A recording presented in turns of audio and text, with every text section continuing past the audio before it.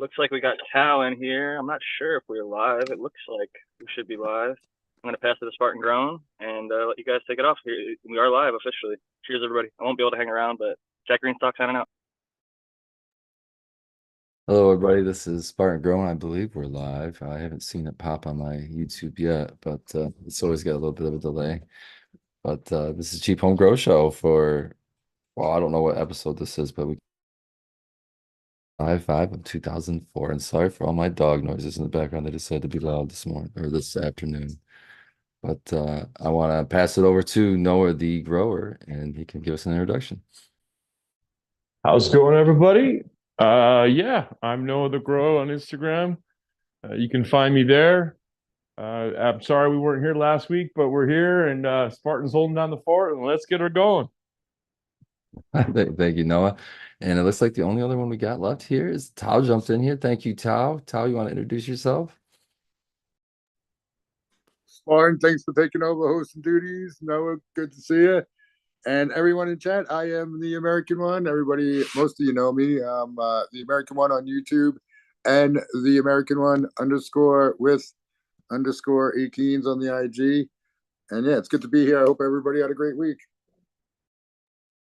I definitely had a good week. I don't know about great week, but I started my week off being sick as a dog, but by the end of the week, I finished it being not sick. So I'm super happy for that. It does look like we're live. We got 19 watching. I'm gonna have to pull up chat here. I'm way behind here. On the IG. Oh, I got it. Yeah, I heard a couple of people I know got a little under the weather up past week. I think, yeah, for me, I think it was just airplane rides, man. It's like being on an airplane in a tube full of people. You're bound to Yeah. get something usually. So I think that's what I've narrowed it down to for myself. But Did you go to a possible Co-op Cup event or no? well, I went to at first originally I went to Barcelona, then when I got back from there, it was a couple more weeks, and then we took off and went to Berlin for the Oh shit. event there. Yeah. That's And pretty wild. yeah, that one wasn't quite as fun as Barcelona because in Berlin the event was in this giant hotel that was also a convention center where the event was. It also had restaurants, so there wasn't really a lot of reason to leave. So we didn't get like out into the city a lot and to be able to see stuff, which was well, whatever. It was still cool to Right. see, but it wasn't cool as Barcelona where we had time to walk around and stuff. So that was cool. And then shout out to my Canadian friends. I'm going to be in Toronto the end of May here for the Toronto Grow Up Conference. I think it's on the 28th and 29th of May. So I'll be able to see some of my Canadian friends there, hopefully. That'd be cool. Oh, it's shout out chat. I finally got that up too. What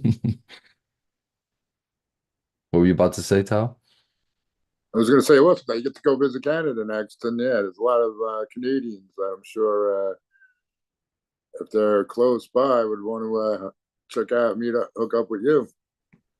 Yeah, it's gonna be cool to be up there in Toronto. The last time I've been out there was like I was in high school for some school. Then we went to see Macbeth, I think it was in Toronto, and so that's my last experience with Toronto. So it's been many a moon. So it's gonna be cool to see it again.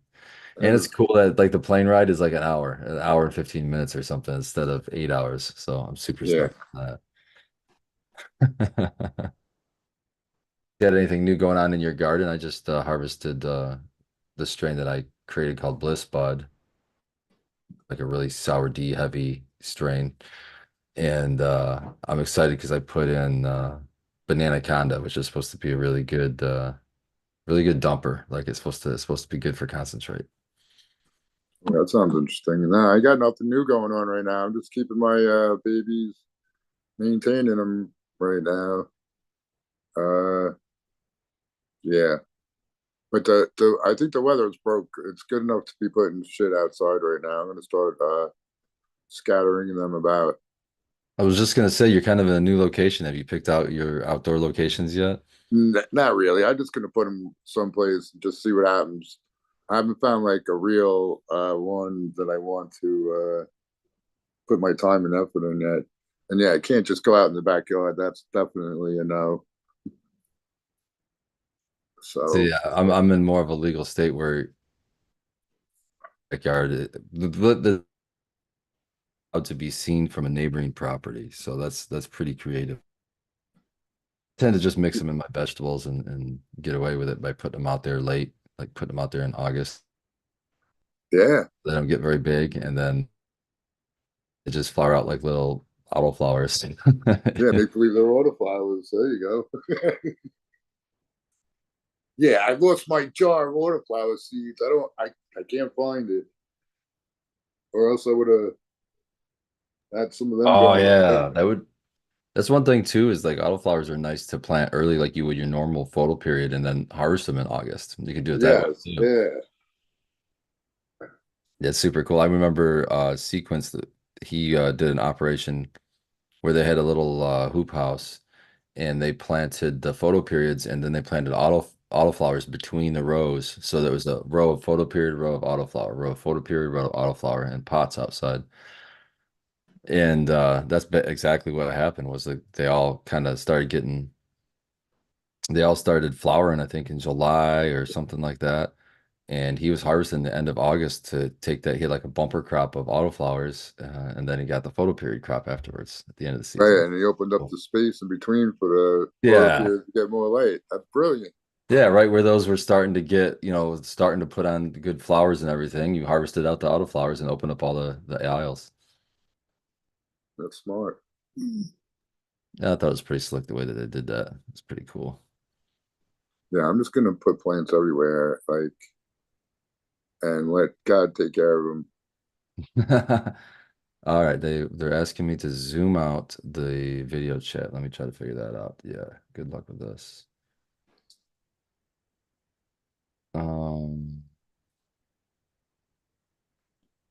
No. I think everybody has to do that on their own computer now. No, I think because I'm the host, it's going to go off. Oh, here I found the view. I found the view. It's on speaker instead of gallery. There we go. Oh, okay, okay. Oh, we should be good. Yeah, it's way different. It's well, not way, but it's a little different when you're the host. That things are like moved around and stuff. Now I'm curious. I wonder what happens at the end of the stream when I just bail on you guys. What's going to happen? I'll have to pass host to somebody. But then when you guys leave, is it going to just cut it off the stream automatically, or is the stream going to continue to run for hours and hours? Yeah, I have no idea actually. And if you end it, will you be able to like put it back on the internet? I don't know. Yeah. Well, I guess this will be a learning experience for us Yeah, there all. you go. We'll find out. There's only one way to find out. I can't figure out my camera. Like if I can lean close, it lights up and it's fine. If I lean back, I just fade into darkness. I don't know. I'll try to stay leaned up. Lighting is everything. Oh, here we go. We got another visitor.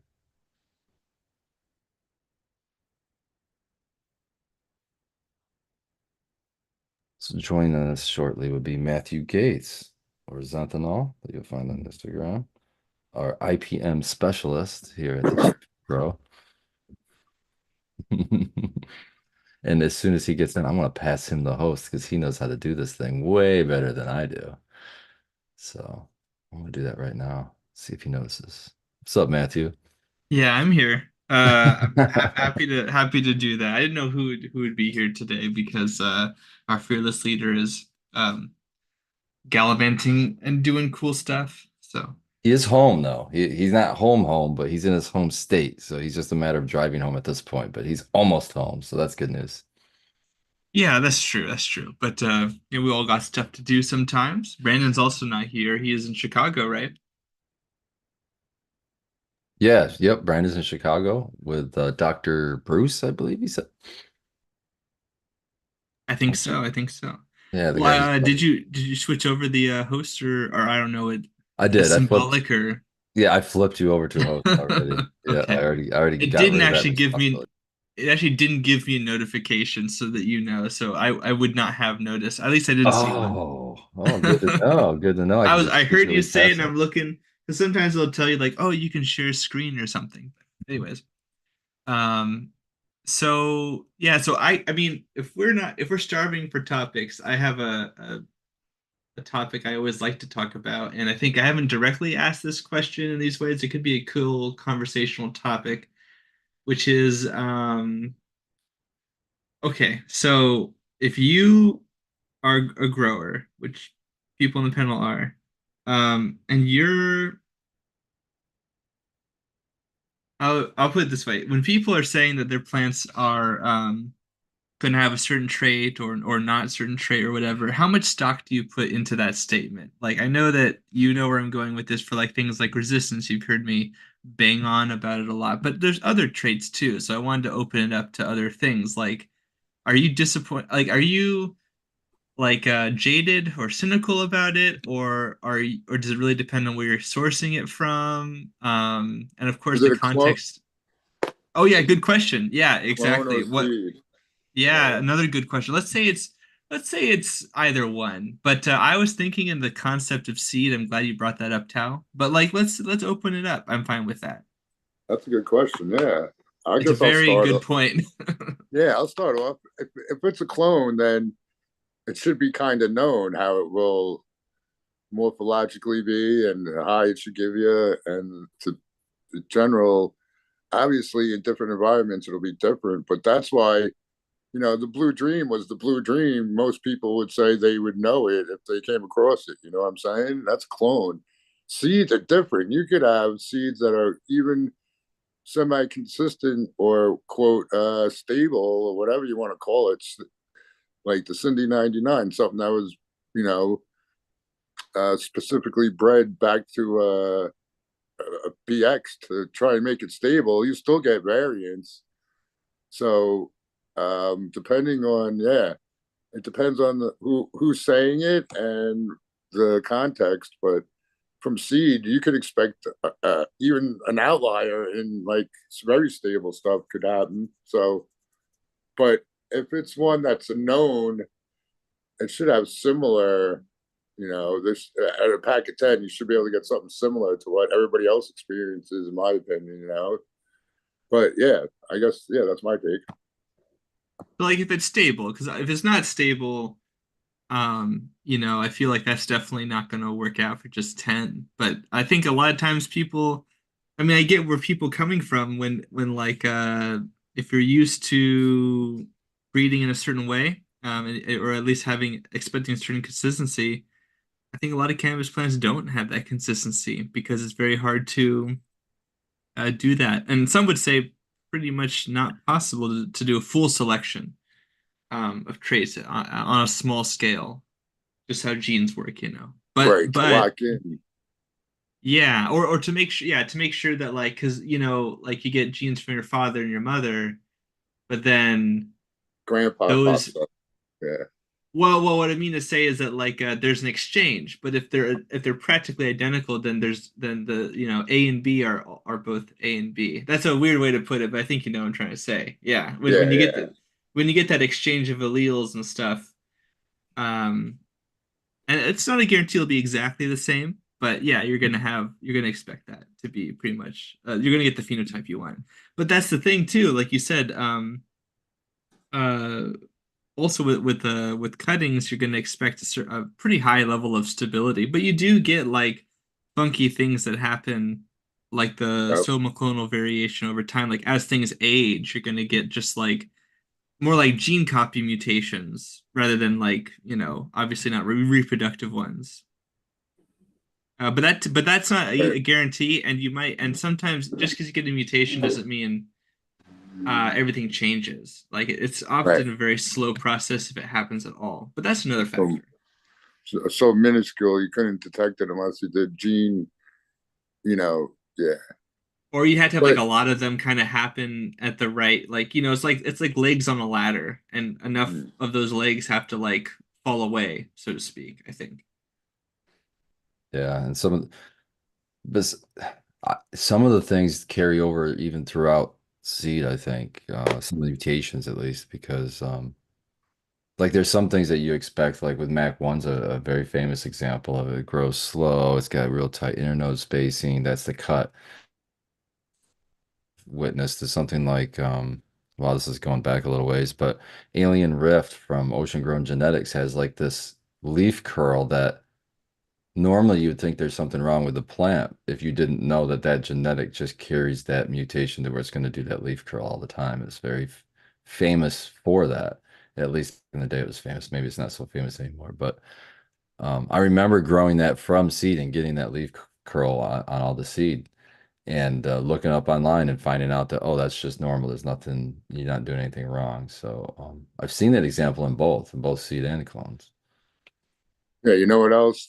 In certain seed, one of the parents will be so dominant that like whatever that trait comes out in most of the offspring, if not all of it. You know what I'm saying? It's a so that's another factor that you could, if that's the case, then you kind of can be pretty sure that it'll show up in the offspring.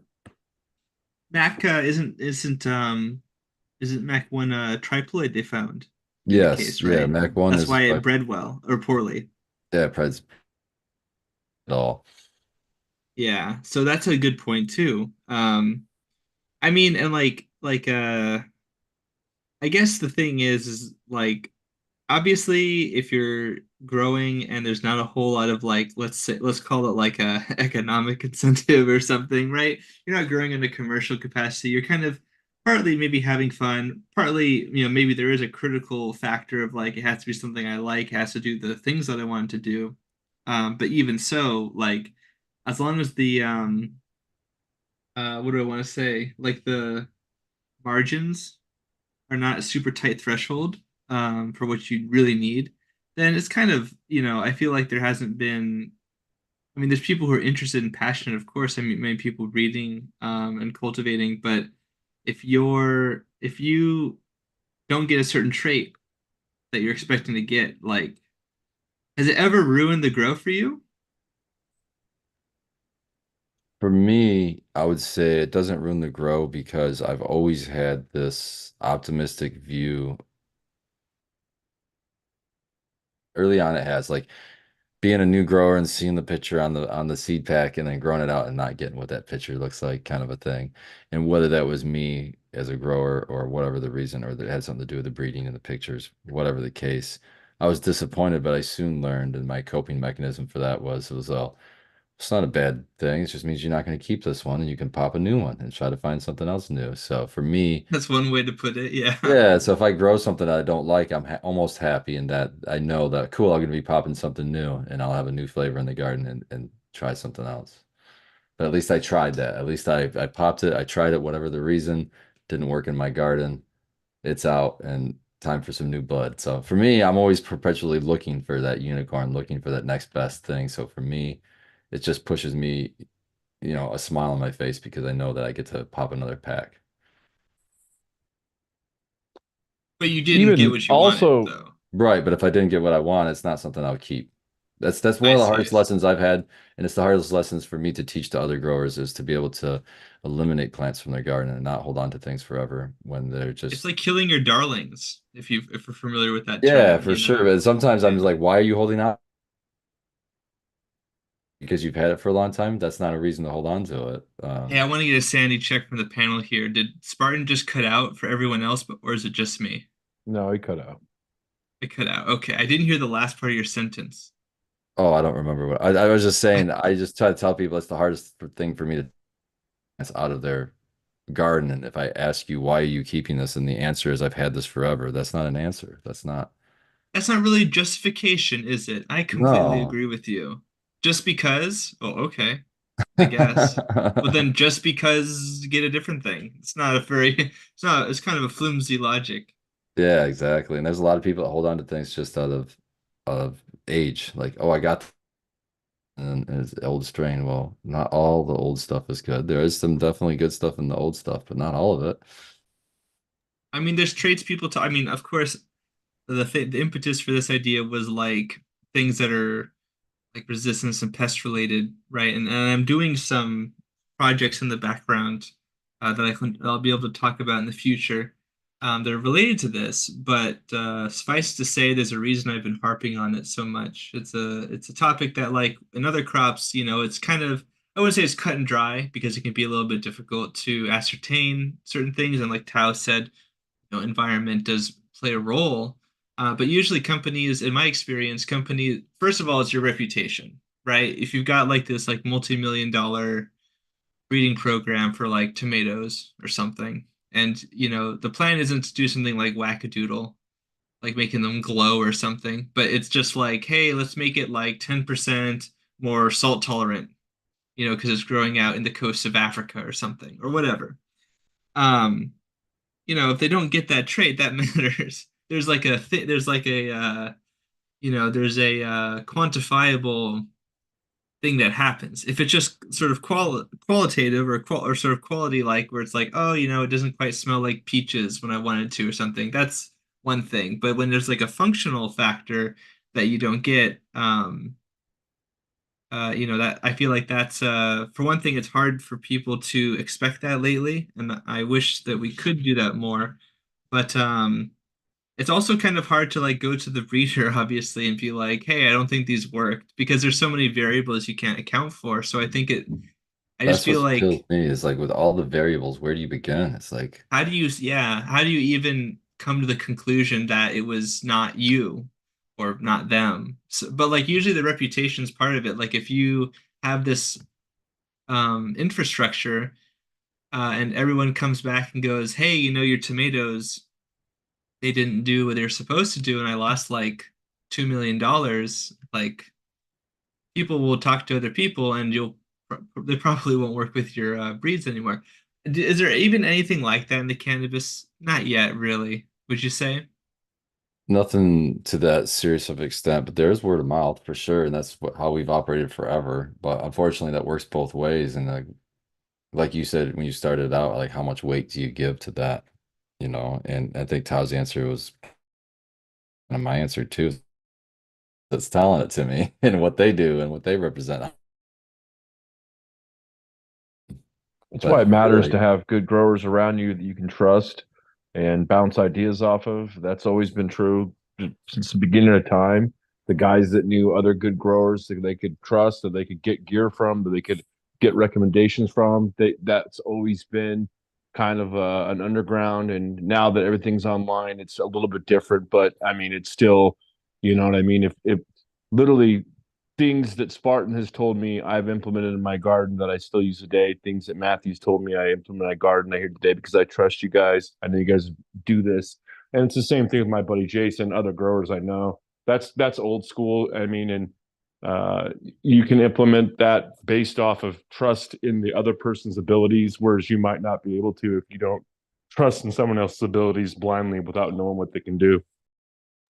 Well, and I some think I like people, the metaphor from before that I've used, where it's like, there's certain kinds of sciences where, or like disciplines where like the proof really matters and you can't really fake it, like airplanes. yeah. It either stays in the sky or it doesn't.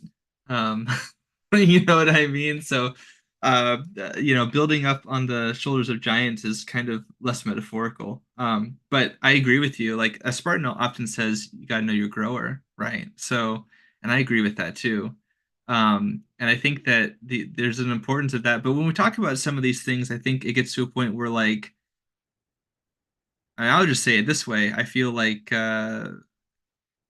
people just don't have the background knowledge for certain things. But it feels like such a defeatist way to say it because then it sounds like you're saying, well, you better have like a PhD in genomics or you can't breed appropriately. And I'm not saying that, but I do feel like it's kind of like there's a physics to it, right? And if you know the rules, that's very important, right? I think like the layman's terms of that is like that's a breeder who works their strains or a breeder who doesn't work their strains. And you're talking about breeders that know what they're doing and they're working their strains and they're trying to lock in a desirable trait. Whereas other the little bit of breeding I've done, I've just smashed one strain against another and it hasn't gone further past that yet. So that's not working a strain. That's just the beginning. And everybody in the industry is out there paying good money for F1 strains. And is that good? Yes. Is that good?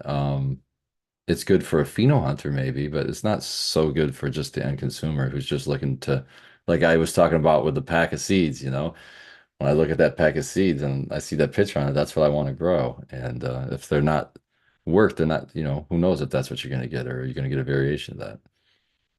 feel like you were also going to say something else before I interrupted you. Was that it? I think that was it. Yeah. And Noah, what do you think? Well, I I think Tao's point about environment is a big deal. Because I know guys that have different environments have told me that they have strains that we've both grown out that didn't perform well in my garden, or vice versa. They're talking about, oh wow, that I can't believe that how good that plant is. I'm like, oh, I don't see it.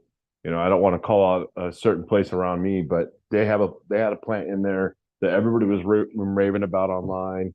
I did mention them once before on the show, but anyways, one of their strains that they bred was nothing to me, and I trusted what I had seen. I trusted the quote unquote hype train, and I backlogged it. I don't know if you know what I'm talking about, but I had mothers. I had it in my flower room. I had clones of it at all this, and then by the time I harvested 4 months in, I'm all committed to this, and it's garbage.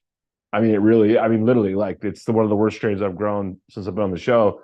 And the strain that was all hyped up was one that, I mean, you see pictures of it, it's great, and then I grew it out, and it was nothing like it. And I've grown their gear before, and I have stuff from them still in my garden. So it can happen, I mean, and I don't know if it's just what my environment's a little harsher than others because I have brighter lights. I have fans going that maybe they don't. Anything can happen. So it's all relative to the strain.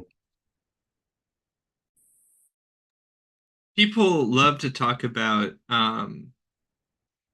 like flavor and aroma profiles and like smokability and that kind of a thing, which are obviously super important. But I'm curious, I'm like what do you think is the most, in your case, I'm sure it changes, but just to give an example, one of the most important maybe aroma or flavor profile factors that you think is really important when you're looking. Of course, that's going to be context dependent, but for you personally, and then also, what's one that's like, kind of structural, or maybe like, obviously, I brought up like resistance, but like maybe other things like, is it short? Is it tall? Is it stocky? Do you care about leaf serrations at all? Like, are there structural things that you really look out for that you think do well, maybe in your environment, in your particular grow environment, whether that's outdoor or indoor? Anyone? Oh man, I could go on and on about that, man. I try to look at everything, even leaf serrations, man. If I've noticed what I call the phenols is that it's what like double serrations. It's like you'll have a serration and then you have another serration about halfway up the Oh first. yeah, like the double serration. I love that. I'm Yeah, with you. when I see those, I'm always excited. I don't know why. I love those plants, but they tend to be really good. I like the Um, toothy dentations myself. yeah, yeah. And but then I'm looking at colors and I'm smelling it, and I tend to like the ones that are a little more stocky and they don't shoot straight up like a Christmas tree. Vortex is one of those ones that if they like how they react to my training, Vortex is one of those ones strains for me. It's like if I top it one time, I'm done. I don't ever have to top that plant.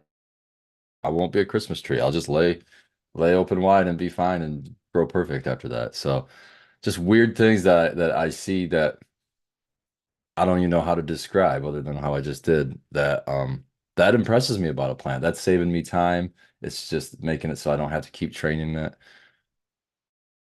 Sometimes like I've noticed that when you do leaf stripping, when you take leaves off plants early in its life and then they grow back, they tend to grow back smaller. And I like it when they grow back a lot smaller. And the reason for that is that I might not have to strip it again because I might still be able to get the airflow I need and everything else. But if I take some big fan leaves off and then come back 3 weeks later and it looks like I didn't do anything, oh, you know what I mean? I'll deal with it because that happens with a lot of. It's nicer when they come back.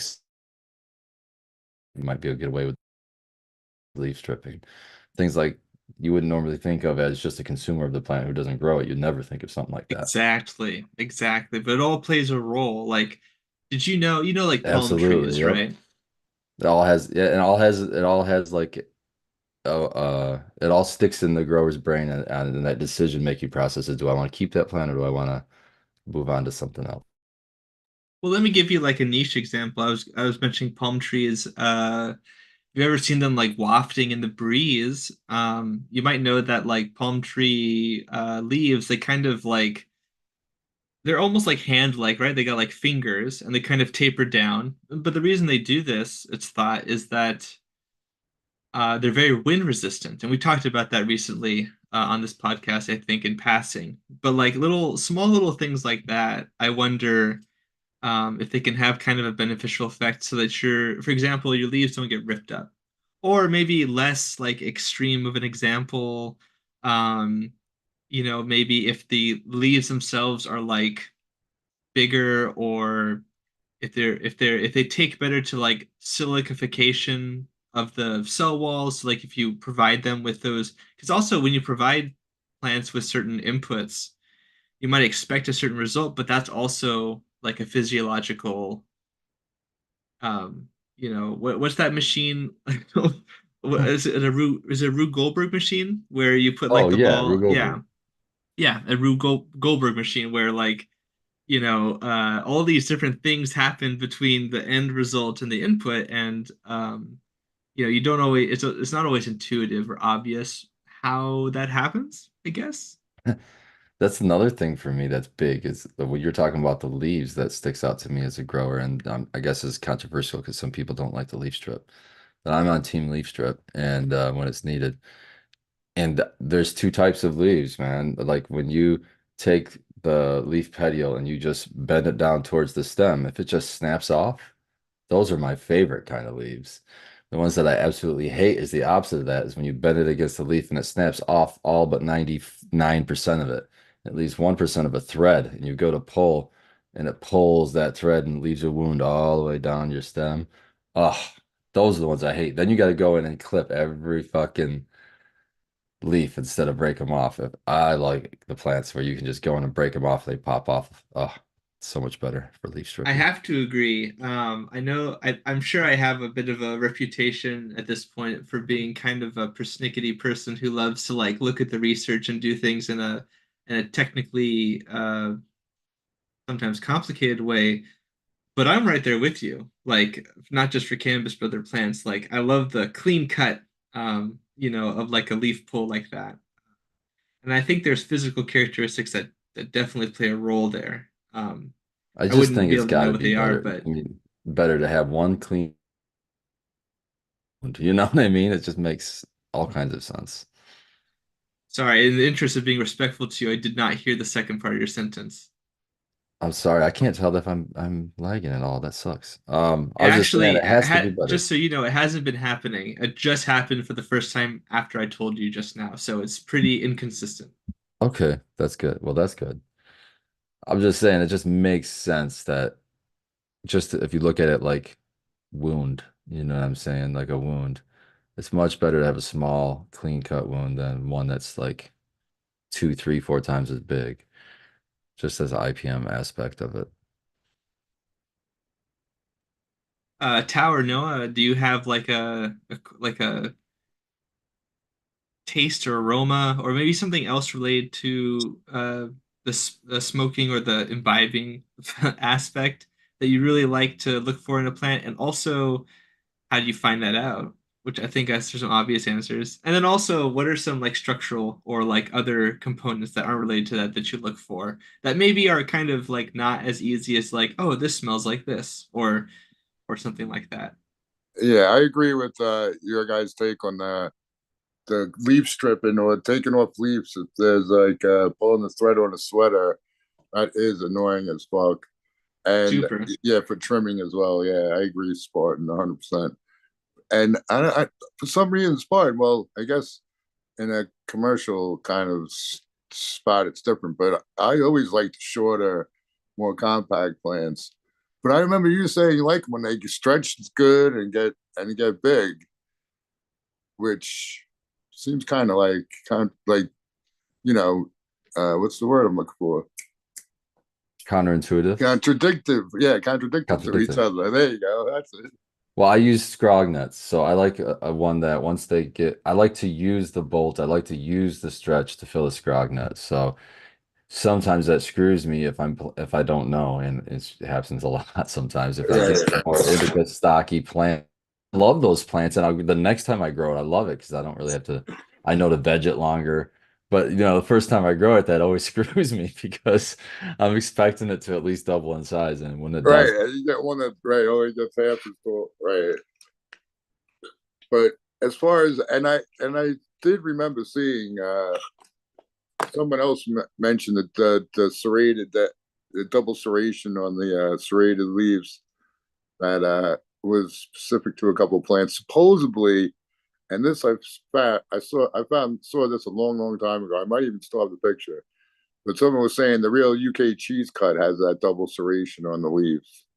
But I could never verify because I never had the original cut. And bringing up the UK cheese, Todd McCormick said on a show the other day that UK cheese was just a pheno of skunk. yeah, it's a Sofino It's skunk number just one so that it's someone basically found. just skunk number one. Yeah. But that That being blows my said, mind. Like cheese is skunk number one. What? So cheese is yeah, skunk. So why are we calling them different things? well, because that ended up being, a special skunk number one. Because, like, yeah, everybody's got the sweet skunk, which is skunk number one, too. But, yeah, that cheese is something different. And it's potent, man. Like, well, I don't know. The crosses that I've ever ran with it, there's a couple of them. That blueberry by Cheesequake, that thing gets some funk cheese, bro. Funky cheese stank on it. Some of them. And, which leads me to believe that, yeah, I think that's the skunk. That's what's doing it. And Well, anything that Todd's has take like, on it, which I thought made sense, was he's like, look, skunk's not native to the UK. A lot of people aren't familiar with it, like we are, with what a skunk smells like. So right, they smelled it. The next closest thing is like a real fucking stinky cheese. I was A like, good oh, blue it's like, cheese they would know in Europe. yeah, it was like mind blowing to me moment when he was going through on this thing. I was like, okay, now that makes sense. That's crazy. yeah, but the cheese is not like a skunk too, though. Like Right. Americans It's have like the cheese. Yeah, it's we know different. I both mean, No, things, but right? yeah, Yeah, but we're if you have no superior reference, than have you them. ever Yeah, Tao, have you ever seen those like medieval like pictures or like more like paintings and things where they're trying to depict like a dog or like an right. elephant, and it's obvious the scribe has like never seen one ever, but they're like working off of like descriptions and they look Yeah, like yeah. really hallucinatory. Yeah, like I think there's a precedent for it, and just as a hot take, I don't know if this is like demonstrative proof, but I kind of agree that like I would not be surprised if, stinky as like an abstract concept just became applied, like, because they don't Right. have that interaction as much. I think you are right. I actually don't know. I didn't check that, but I think you are correct. Or they have other animals that might be related, but And yeah, like America, there's a definite difference between blue cheese and a skunk spray or a dead skunk. yeah, man, for sure. And But yeah, I think it can be like I don't know. People say they have the skunk, like the real roadkill skunk or the skunk spray skunk, but like, and people say it's not around, man. No one really has it, but it's got to be somewhere in the genetics somehow. And someone I saw a post people saying, "No, is today's weed really stronger than years past?" And I think we've had this discussion many a time, but I still think that obviously it had to be in the genes of the cannabis samples from yesteryear if they could bring it out, but now it's just more common and definitely more. Just like in the hot pepper world, they continue to improve on the supposedly the Scoville value, the intensity of the heat of peppers. So I guess it's very possible, and it is true that it's probably getting not well, significantly more potent, but there was potent strains back in the day too. Yeah, I think with everything though, Tal, I think with everything with cannabis related, it depends, right? I think the extremely potent weed back in the day was the a special mix of cannabinoids and terpenes and not really super high THC. I think it was probably 18% THC and it had like a lot of other minor cannabinoids or maybe major cannabinoids, CBD included. And all together made the effect feel and a lot of this stuff today because it's pushed, you've pushed all of the resources towards THC. My internet's going bad, isn't it? Yeah, we still catch you though, and I But think basically, the I can plant's tell like, we're like pushing all the resources towards THC and we're losing out on some of the other things. We might lose effect that way. So I right. It's believe that actually there Cutting could the have big been potent weed, not testing THC higher than now, but more potent feeling weed back in the day for sure. I Yeah, like think that's a good point. No, you tell you first. all right. I was just gonna say quick that like you mentioned it today at one point somewhere that like certain weed gets you high and certain weed gets you stoned, and like I Hmm. think the high that's the entourage effect of a whole bunch of different shit that like Spartan said breeders aren't going for anymore these days. They just look at the THC and use that highest THC to breed with. So they're missing out on shit that could really be like, yeah, more mind altering in my opinion. Yeah, and I often trumpet that for other like traits. I think that although they don't get characterized a lot lately, this is going to be research. I mean, there is research that's getting going into it right now, I guess. Um, but like looking at, like I was saying earlier, like the use of nutrients, right? Like so, certain populations of cannabis are going to be uh better, maybe you could say, at like transporting certain nutrients, or they might have a greater tendency to do certain things with these resources that's different, like defense wise or that kind of thing. um and that is exactly the kind of thing that will get erased, eliminated, because people just aren't paying attention to it, don't know how to quantify it. And of course, in like domesticated crops that we've been growing for like millennia, we've seen that that's the case when we compare it to the wild populations. It's a matter of fact that, like when we talk about microbiome dynamics or trying to have the plant grow a certain way, like we shouldn't be surprised that maybe it doesn't work always as well as we'd like, perhaps because of this. And we have to find these populations so we can bring them back in as a genetic admixture. And but that's hard to do if people aren't being very upfront about like the movement of genetics. And when people start talking about Oh my gosh. like who yeah, who's doing this, and who's are you like getting permits, are you bringing in a weird pathogen potentially, like there's all these questions. And I don't want to harsh anyone's mellow, but I do feel like we have a responsibility to be good about it. I don't know, take think precautions. I think a good example of what you're talking about here is the skunk that I just brought up too. It's the same thing. It's like it's been found that it's what that smell when we're talking. I'm not talking about the sweet skunk. I'm talking about the skunky skunk, and they're finding that a lot of that they think is volatile sulfur compounds, and how the plant is producing those is uptaking sulfur. So obviously the go-to move when you have the stinky strains is to supplement more sulfur. And honestly, it's a good strategy, I think, with cannabis anyway. I think Brandon's been on here talking about how it could almost be another macronutrient sulfur, because the plant can use so much of it.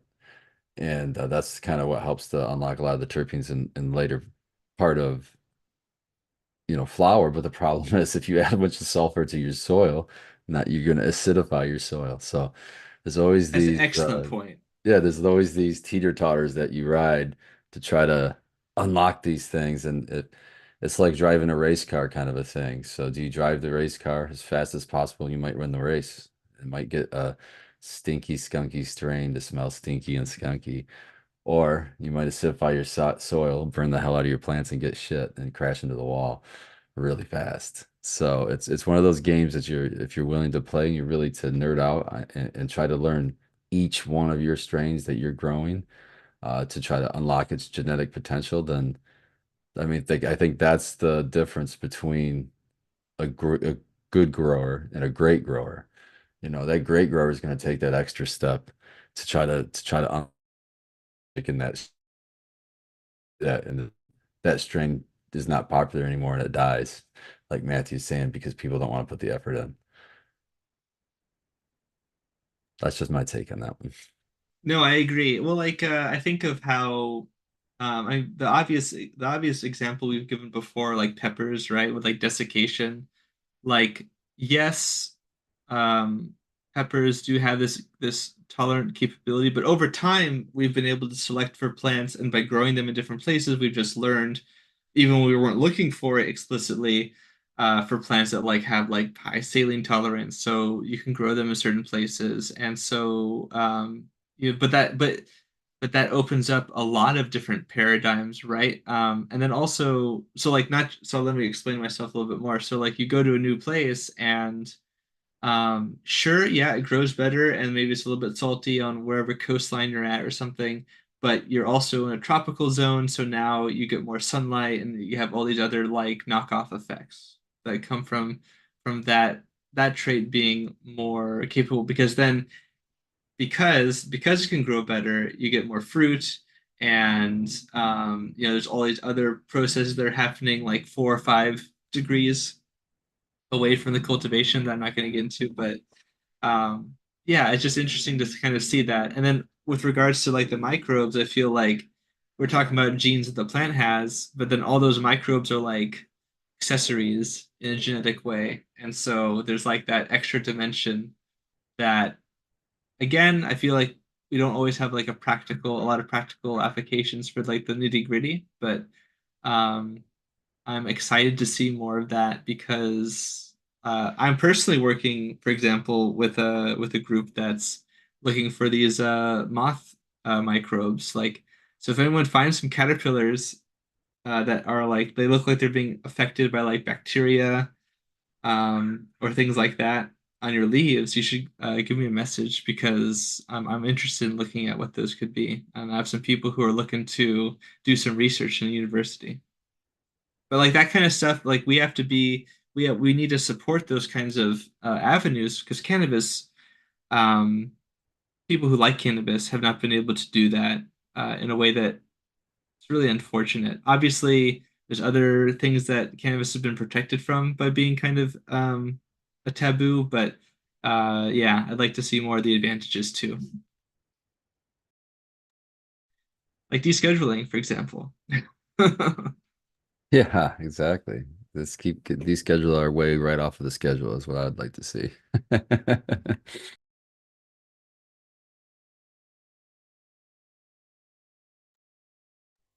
I've been enjoying the comments. Many people in the chat give me some cool and insightful commentary on what we're talking about. Uh, yeah. Well, what do you think is like, I mean, what is a, do you think that given the history of cannabis, it needs to be like, I think it's important to not be restrictive, but do you think there are like things that growers should generally not do? Like, I always talk about biosecurity, right? Like, you don't want to give pests to other people. I think I think most people would agree with that. I think most people wouldn't be like, haha, you got my plants and, that's too bad for you. Like, I don't think most people feel this way, right? Maybe some Right. people. But yeah, I don't know. Do you think there are things that are pretty universal? Um, no, no, I think that's what I love about gardening, honestly, is I mean, I guess there's universal things like you have to water your plants, you know what I mean, eventually. But what I love about gardening is you can what I like to call MacGyver it, man. You can just do what you can figure out a way to just make it work and it'll just work, especially if you're in organics, honestly, or in soil. Maybe it doesn't have to be organics, but soil specifically, it seems to be pretty forgiving. And you can kind of just wing it and make it work. But and on the whole other side of things, you can make it completely 100% SOP'd down to, I mean, as detailed as you want to get, even to your clothing. Like you have to switch your clothes out before you even come in the room. It just depends on your goals and what you're willing. Like for me, man, I've got you know those predator lights from Grand Master Level. I've got those in my flower room. I feel pretty. I don't want to. jinx myself and say like they're indestructible, but it makes me feel that way. So much so that I broke another indoor gardening rule. I broke my own gardening rule, and this year I took compost from my backyard. I screened it into a 5 gallon bucket, and I brought it downstairs, and I've been topping all my plants with it for my compost input after each harvest. So I'm bringing in all kinds of outdoor goodies, and I'm not suffering for it. Plants are looking great, but I Like mean, it. I got that light that fries them too, so that helps me when the bugs do show up.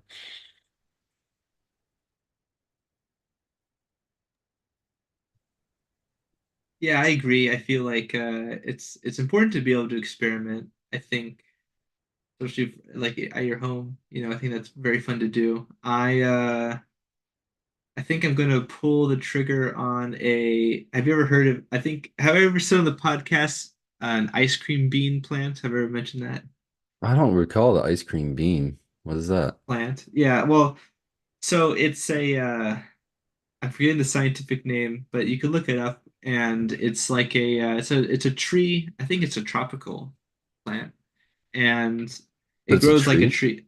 It grows like a tree, kind of in that like it's very woody, kind of and it grows like somewhat tall, and it's got broad leaves, and it produces these like you've probably seen trees that produce like bean pods, kind of like this, or rather thick. Yeah, Um, they're usually long. Yes, exactly. Yeah, and they're actually kind of I would say they're kind of like square shaped almost. Like they kind of have like a front and a back and like a longitudinal side a little bit, but then, they're not like totally like a perfect square, but they're kind of squarish. And anyways, these robust brown pods, you can open them up and there's these black seeds inside, but the black seeds are covered in a cottony pith which other plants have trained you to like throw away. But if you eat that, like I was able to at the California Rare Fruit Growers Association, the San Diego chapter a few years ago, it tastes vanilla ice cream, man. It tastes The like, pith itself tastes like vanilla ice and cream. it's not, yes, and it's not like it doesn't have like the mouthfeel that you would associate with something kind of gross and pithy, like Like eating the top maybe of a dandelion when it's getting ready to all seeded out. exactly, or like I was thinking like orange pith, like the white, Oh wow, yeah. so like that wouldn't be very fun. It's a delicate, almost, I want to say Flaky, like it flakes off. it's like very fine threads that like cotton candy, like when your tongue touches the sucra, the like the sugary threads, it like dissolves. So there's a little bit of Okay. that happens. Um, but it shatters or disintegrates pretty well, so it's not like a chewy thing or anything like that. But it tastes really good, and because I had this like maybe 4 or 5 years ago now, and as you can tell, I recall it very well because it was a very interesting experience, and it's not hard to grow apparently where we're at. So, um, Yeah, grow you yeah. some bean trees, man. What can you eat the rest? Can you eat the bean, the seed part too? Or I no? forget if you can or not. I don't think so. But the bean pods are pretty like strong, and I wonder if like they would make a good mulch if for people who want to do that. Or I mean, I think they would be a Yeah. good carbon source for some Take all compost or those something. Take all those Yeah. pods and put them in a little bit of water and put them in your blender and just blend them up. Put them in a little water, let them Yeah, there sprout you for a go. day.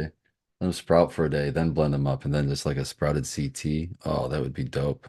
Full of enzymes. And the leaves, I guess, I don't think they typically fall very much, but like I just feel like the tree is kind of robust, and I just really like that. Like what Tao was saying earlier about how like some people like even though I think I prefer like for commercial reasons and things, I typically like a more manageable plant that's smaller, stockier. Um, but that being said, personally, I'm the opposite. I like how hemp plants, for example, in particular, like those seed varieties or those fiber varieties, they like shoot up like bamboo, right? And they're just very um like rooterall, right? Like they just grow really, they're just very scruffy and they grow really well kind of everywhere. And I have a great respect for plants like that. I think they're just fun to watch. And they're like thistle. There's a lot of thistle growing around where I'm at right now, and that Oh plant looks man, very pretty. I pulled up so many thistle out of my beds this year. Oh my God, the Oh thistle yeah, nuts. I know, right? It's getting But warmer apparently a little bit in some places, or earlier. But recently it's been raining more, and in parts of California. So uh, despite it being like May and snow on the mountains. I am glad. I saw somebody, I can't remember who it was on Instagram posted, they said happy whatever day, and then it was like it looked like middle of winter. There's like so much snow. I was like, oh my God, I thought it was bad in Michigan at time. Holy shit, wherever they are, that sucks. Like it was literally just a couple days ago, and they were in a snowstorm. My heart goes out to those people.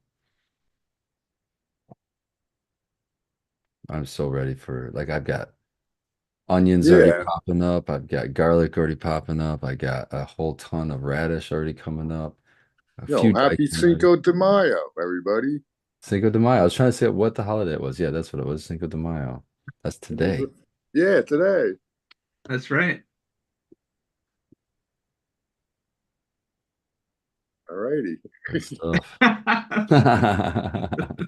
I mean, I don't know. It's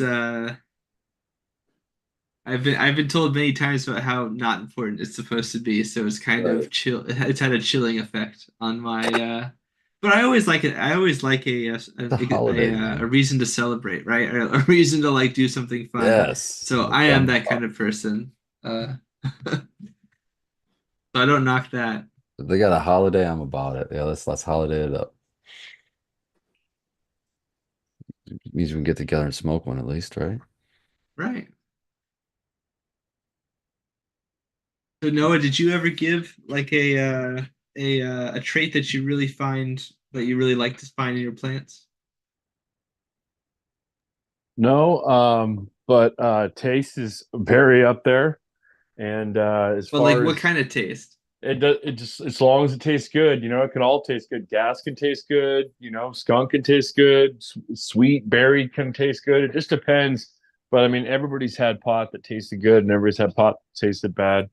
Taste is very important to me. So it's got to be loud at least. Whatever the It's got to taste, be it's got to loud. be That's loud. and that's it. And smells are very important too because it seems like the two to me are of course there's exceptions, but they're fairly consistently interlocked. So loud is very important. Yeah, the I might have smell brought this and up the taste. before, Yeah. but like, I mean, I definitely feel like there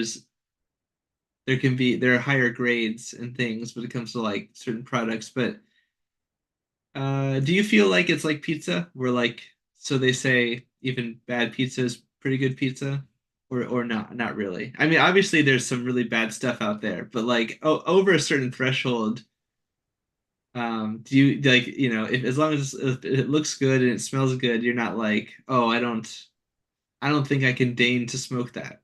You're not really like that, right?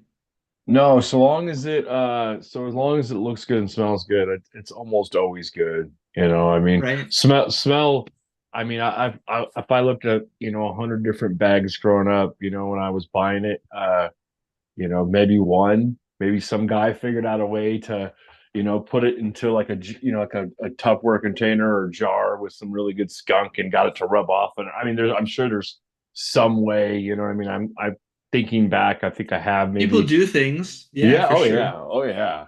I've seen people like putting some type of pumping stuff into weed. Like people got all kinds of tricks up their You sleeve. ever you ever like try someone's stuff and you're like, oh, this is really great. Then you go to see how they grow it, and then you're like, mm.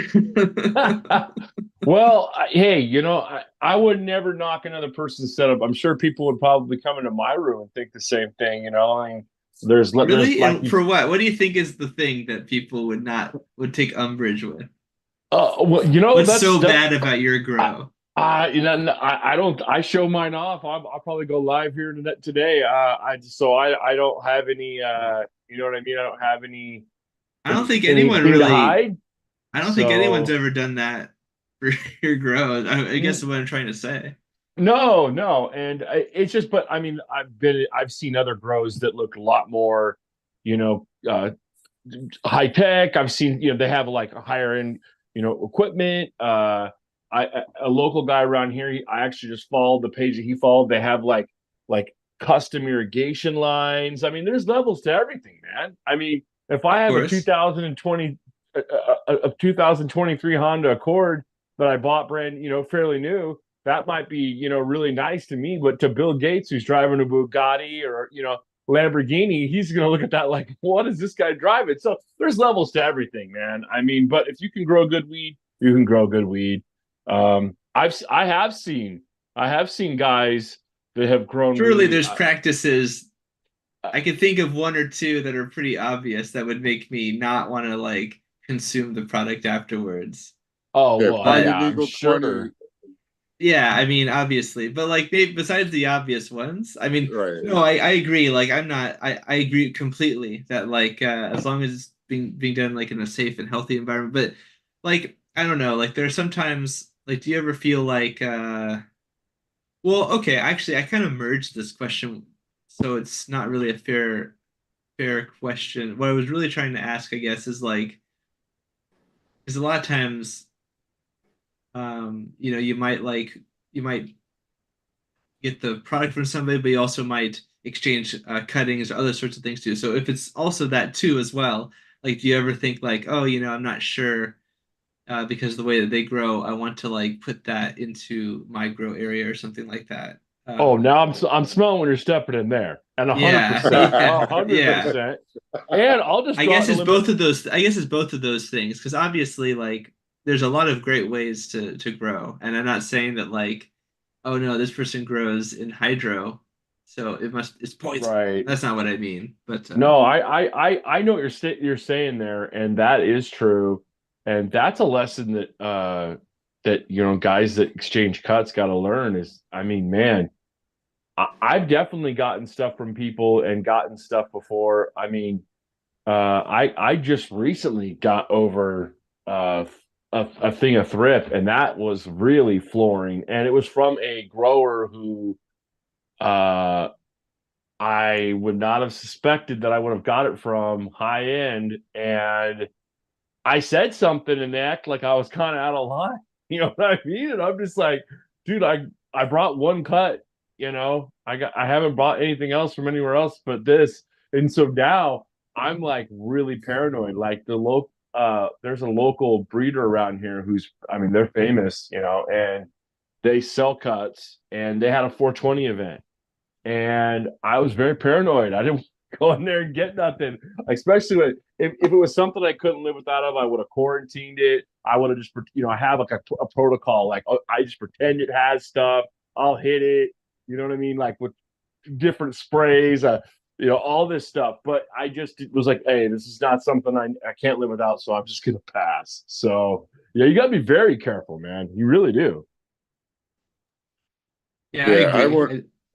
I wouldn't take in any cuts and I wouldn't give out any because yeah, with my luck, it'll be the start of the spider mites that I didn't see and I give them to somebody. I'm not going to do that. I'll make seeds and let them freaking do a little bit of the work and For yeah. me, it depends. I don't care where the fuck it came from.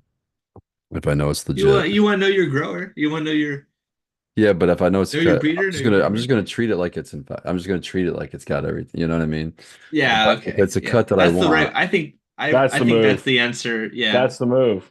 It's one of those two. It's either what Spartan said or what you two said, I think. Like, I guess those are the only two real options, but you either got to be very vigilant in one direction or the other, I think. But I want to see like, if the hype's real on stuff. If somebody's got the cut and I can get it and it's not gonna cost me a lot or I can trade for it, I'll run the damn thing if they say it's good to see if it's good because I got to know for when myself. when's the last time any three of you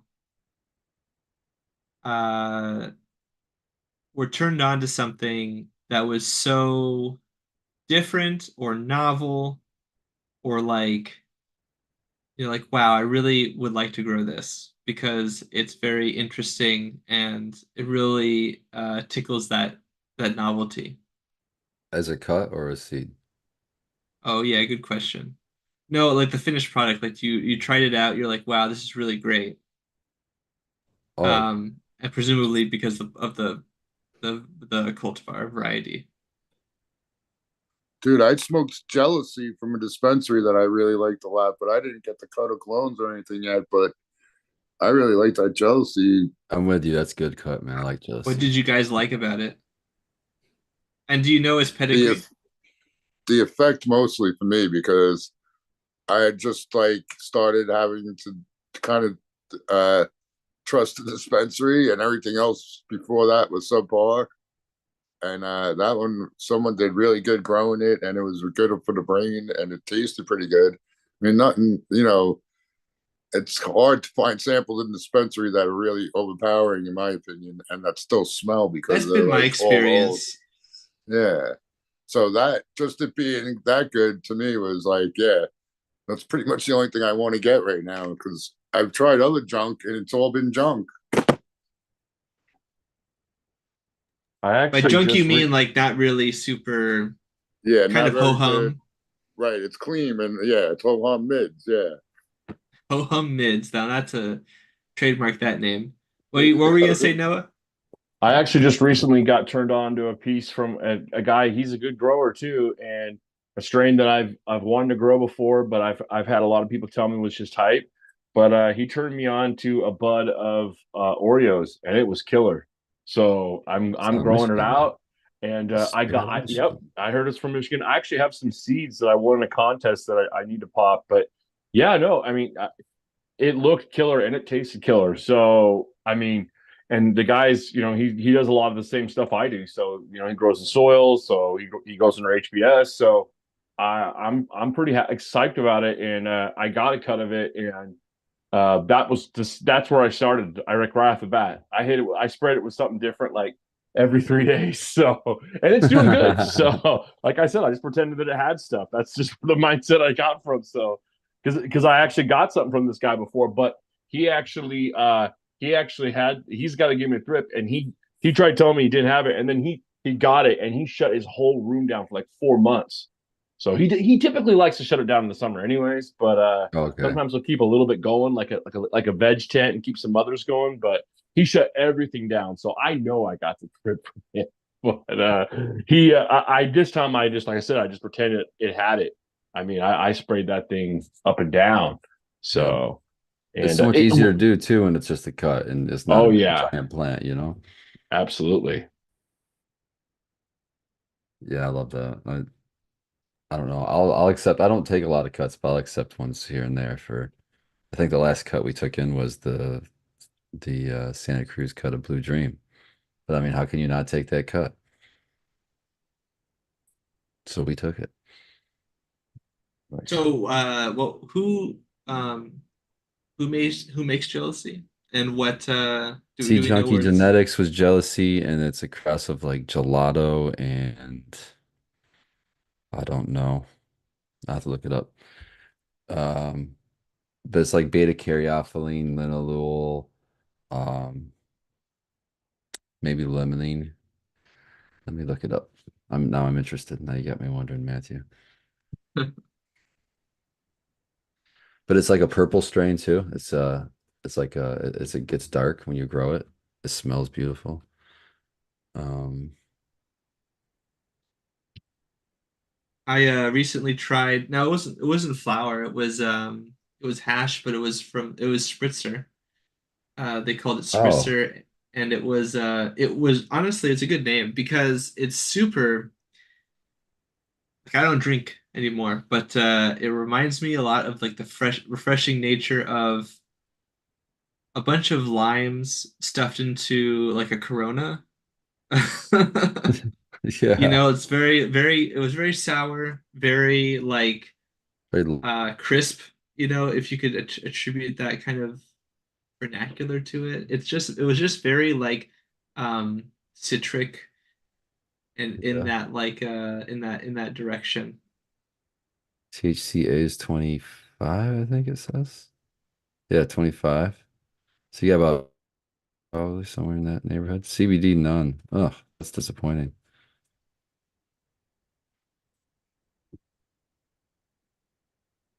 Oh, there's a little bit of, no, there isn't anything. There's no CBG either. Wow. It's just THC? Kind of hard to believe because isn't That's CBG really like the precursor? I'm not yeah, sure how that's that interesting. works. Oh, there's all the terps though. I didn't see that till just now. Humulene and visible and limonene, alpha pinene, terpinol, beta myrcene, beta pinene, beta caryophyllene. Yeah, I remember beta caryophyllene was the dominant one in that one. That's cool. That was a lot of terp tests. That's an impressive sticker. I like that. Nice when the, I mean, it's not a guarantee, but it's nice when the tests at least seem to match up with the experience. And, Chad in the chat mentioned a good point. I asked what he liked about, um, what they call, Tropical Peach from a coffee shop in Harlem. But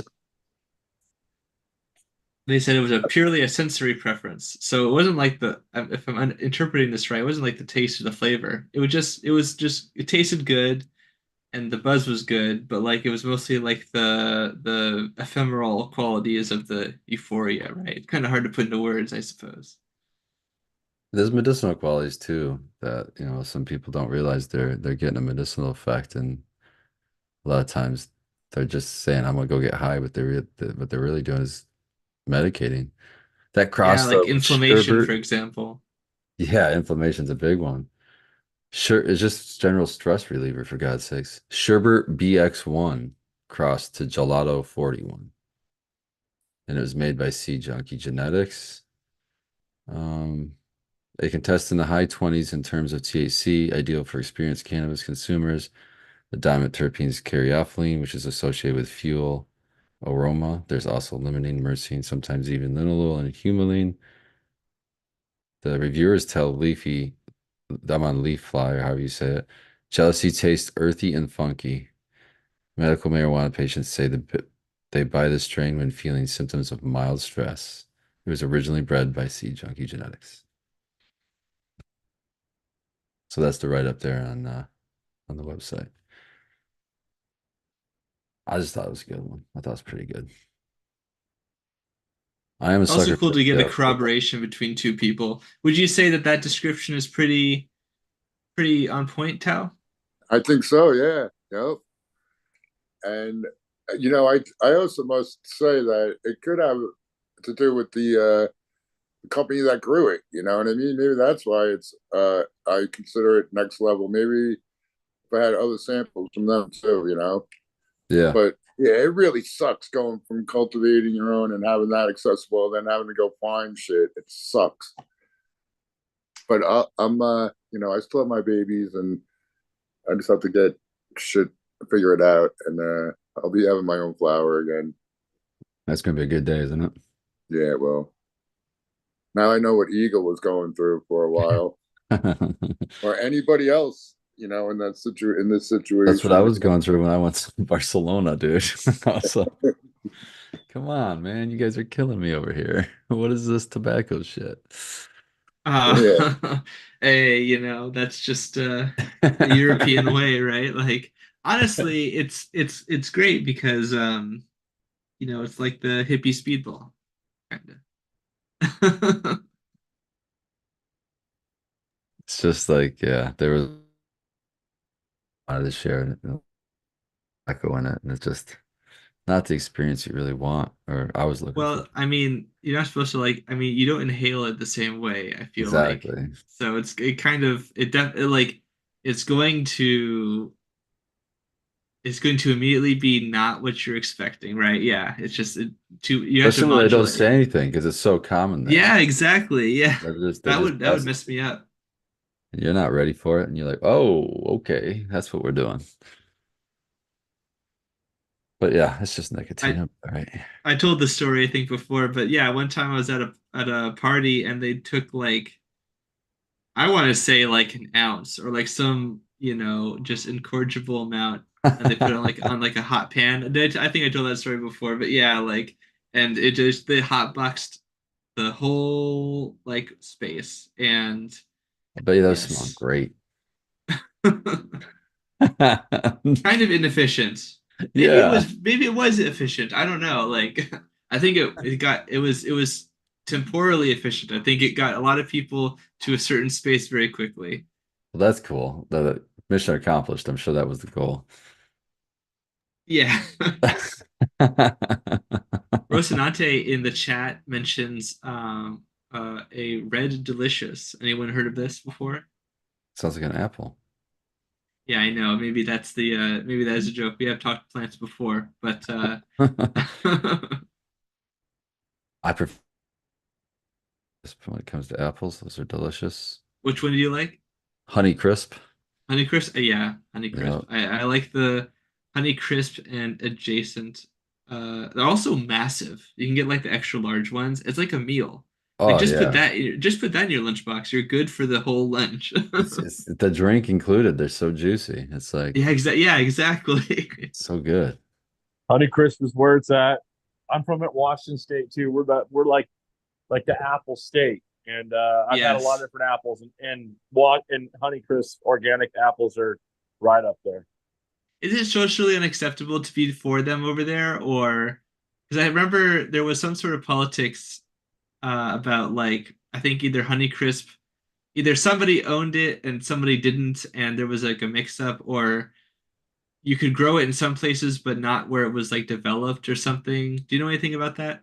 That's I wild. don't, but I mean, I believe it. That's the way politics works. So, I mean, I would not put Yeah. that past something. So, Yeah, I mean, did anyone hear like Granny Smith apples anymore, or are those Granny out of Smith is the favor? best baking apple. If I'm gonna do an apple pie or I'm gonna bake with Okay, apples, I'm yeah. gonna eat Granny Smith all day. But they're too sour for me to just eat straight I'm up. one of those Nah, weirdos who like sour.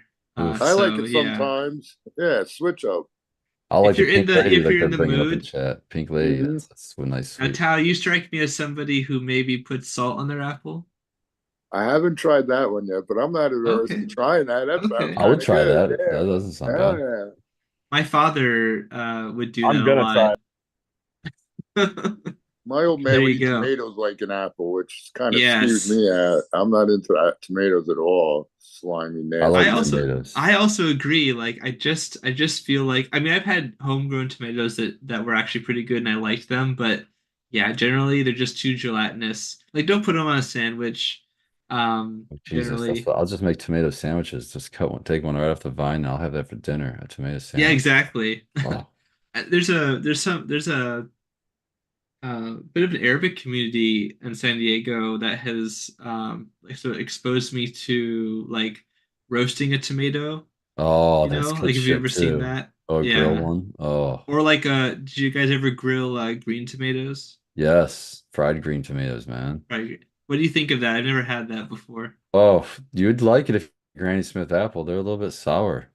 Seems like, right? Yeah. Yeah, I yeah. used to I can hate only eat eggplant.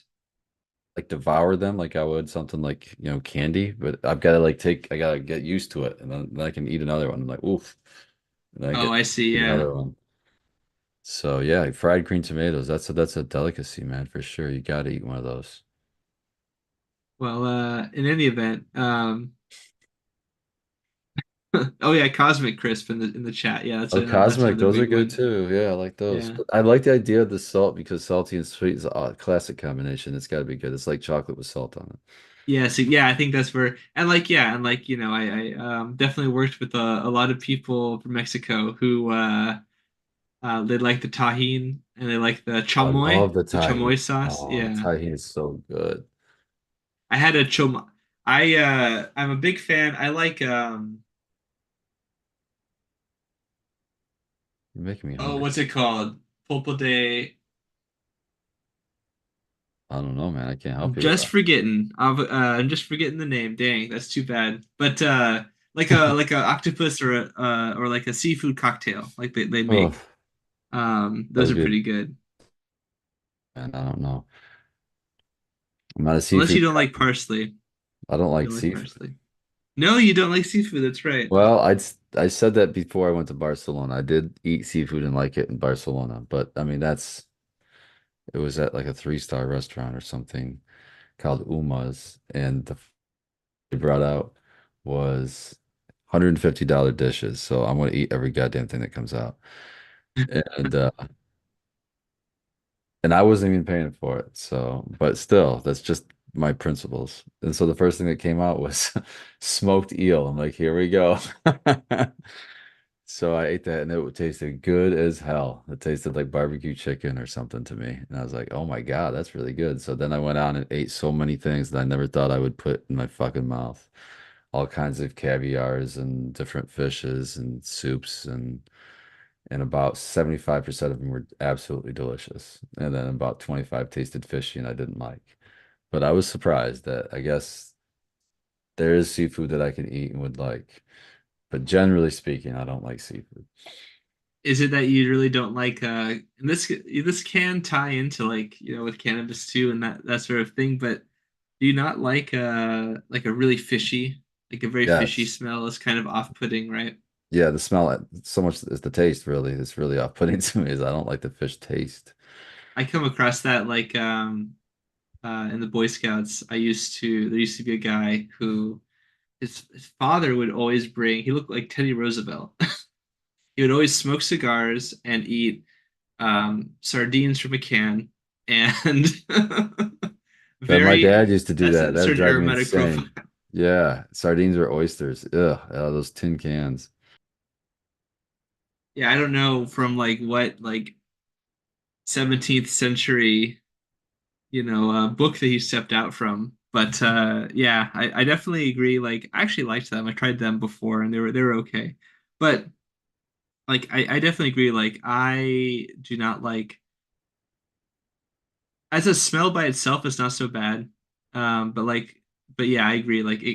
The more lighter scents definitely are my preference. That was a whole lot of pausing to say something very banal, and I apologize. I've tried to like fish. It's supposed to be good for you and all that. It's just, and I've tried it many times. And I've had one time, I think also it's like the freshness, and I'm sure that's what it was in Barcelona. But I've had it here too, and actually in Detroit, but went down to the oh, what's the famous Isn't there market? a famous Right. fish? Isn't there a famous Yeah, fish in yeah, Michigan? we've got yeah. There's a famous market in Detroit where you can get fresh fish caught that day, and that's what we had done. We got in a salmon and grilled it the same, it up in tinfoil and put it on the grill with all the lemons and all that, and that was so good. Uh, So maybe it's just the freshness of it that I would like, but I would never get to the point of going all freshness and going, uh, what is that raw fish that people like to eat? oh, like sushi. Sushi. Dushami. Yeah, I just Yeah, won't go there. I just can't do that. I'm not I've a big tried it. I like sushi, but I'm not a big ceviche fan myself. You'd think I'd like it, but I just don't like the idea of having it get or like what's the raw beef? Um tartare, beef Wagyu. tartare. Yeah, Tatar, Ooh, yeah, Yeah, yuck. I don't know about I that. wouldn't be down with that I'd like either. my food parasite free, please. I just don't trust. That's the thing. And what an ignoble like illness and possibly death that would be, or severe maiming that like, oh, you just had to have your raw beef, right? Like, Yeah, exactly. yeah. Now, Tell raw that fish story for the scares rest me a of your little life. more, though. I've tried no. it though, Spartan. Yeah, dude, that is gross. And the chick was like, "Yeah, try this." It was like sushi has like rice in it. I guess shushami. Wait, what? I forget what they called it, but it Like was like nigiri, you're probably thinking like nigiri I don't know, but I took a when you couple have of like the slab of the slab of the yeah, fish and then yeah, the rice exactly. underneath. Yeah, yeah. Or with no rice. I just whatever it was, I just stuck it in my mouth, man. I had to force it down. I almost puked at the table. Same time at Sparrow, This is that some cultural Sparrow exchange here beer. because to me it's totally trivial. But what kind of If you, fish do you even remember? Do you because I some think of it was them a tuna. I'm not even sure, dude. I oh don't know yeah, what it it could be was, but tuna. Tuna's I pretty drank that common. beer and forced it down. And yeah, it caught my eyes stopped watering, and I got my composure back, and I was like, yeah, no thanks. I And had then like a whenever I go, mackerel. there's always something that they could cook for you, like on a skewer somewhere at the sushi place. So that's what I usually do if I end up there. I remember going to places like something like that and growing up, and I would like order something that wasn't fish, but it would still taste like it was breaded in the same shit or fried in the same shit or something, but I'd still taste fish on it somehow. I'd be like, oh, Oh yeah. Yeah, you gotta be Everything's careful. I agree. That's contaminated. not Yeah. great. I don't want my beef to taste or my pork to taste like my chicken to taste like fish. No. In the chat, John Boy mentions Grumpy Skunk. Have you heard of that? They say that it has a cinnamon and biscuit aroma in flour. Grumpy Skunk. I've not heard of that. Yeah, neither Don't have I. either. Always fun to find these A the cinnamon names. and biscuit. That smells good. That sounds like it smells good to me. I'd be all about that. It's hard, you know, it's like I don't think I've really come across a smell that I would describe as like bready, yeasty, starchy. What about cakey, like wedding cake? Maybe, yeah, once I think I, I don't know. Like when you say cakey, like hard for me Like to s- like put a that to a taste or a like flavor or smell. cake, like a wedding cake, like a Like densely starchy, almost like saccharine. sweet dough, like Like sweet you can dough. smell the sweet Oh, dough. Yeah, okay, yeah. yeah.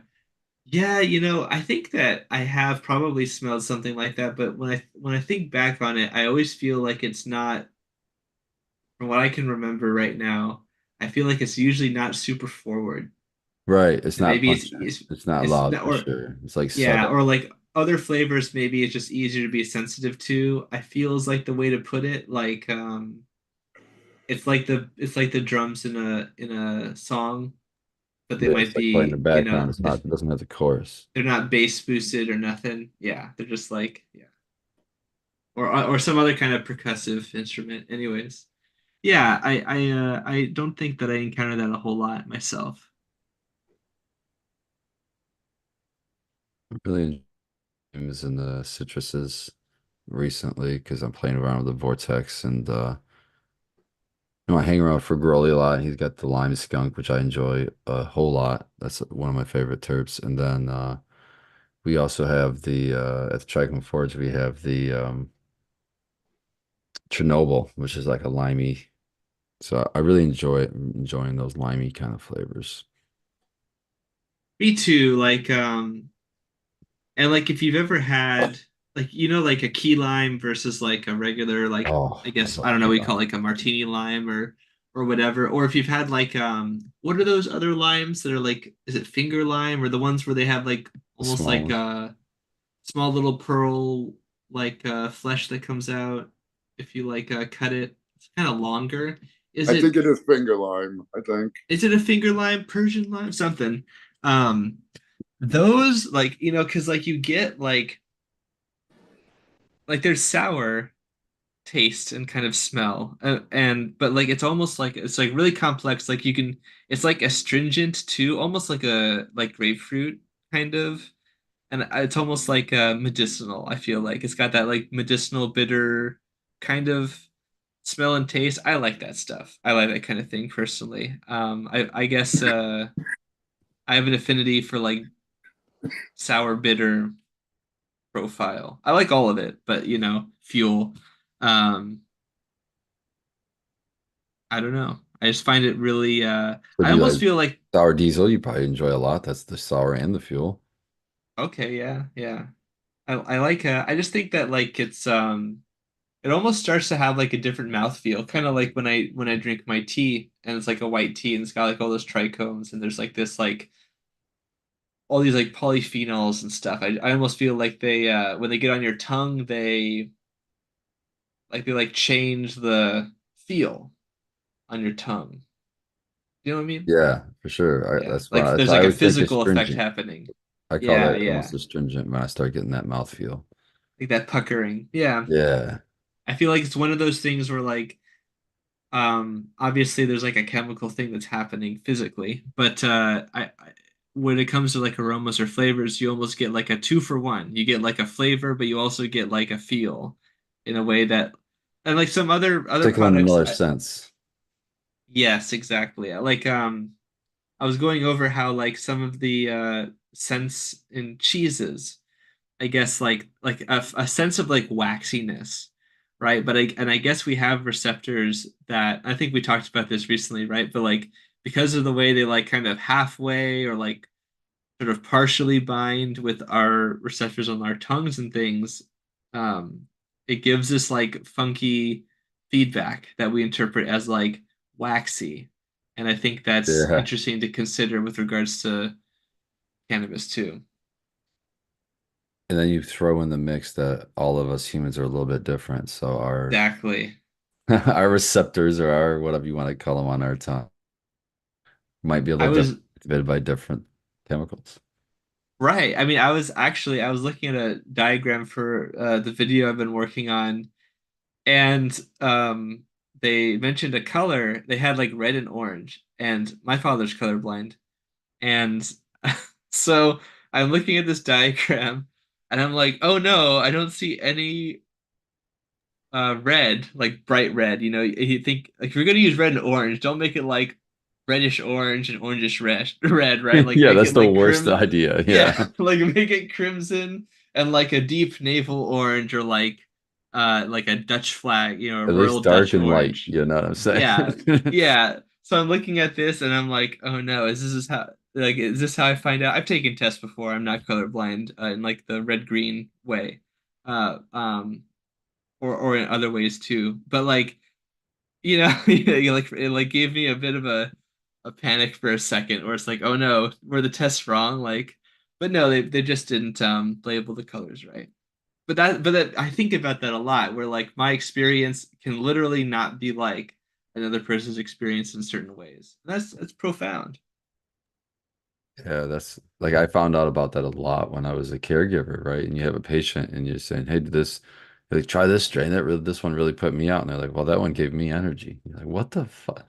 Okay, so you're opposite of whatever I am. It's just trying to figure out each Yeah. person's thing. It was weird sometimes. Yeah, for sure, for sure. Shout out to Jack Greenstock, man.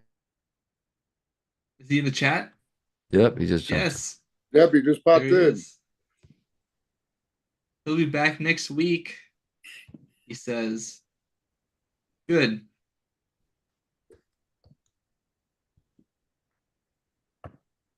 It's funny. Genetic Memory Farms from chat says the common chemistry cells provide interaction with mouthfeel, the slick buttery feel of diacetyl, green apple of acetaldehyde, etc. Diacetyl. Oh, yeah. So diacetyl and green apple of acetyl aldehyde. Okay. Oh, I see. The slick buttery feel of diacetyl, green apple of yeah, okay. Yeah, yeah, and like yeah, these ketones and aldehydes and literal like